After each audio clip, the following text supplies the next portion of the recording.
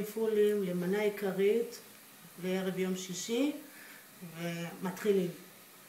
מקצצים בצל, מטגנים בשמן.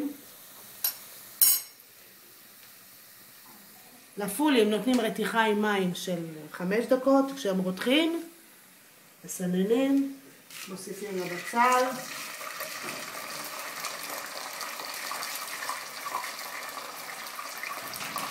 שמים תבלינים, מלח,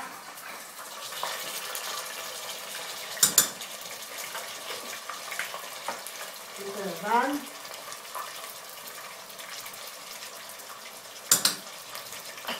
בכמות הרצויה, ופלפל אדום. כף פלפל אדום. מערבבים.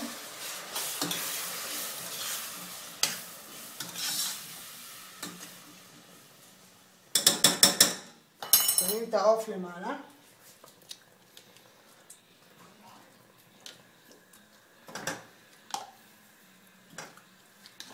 ומבשלים.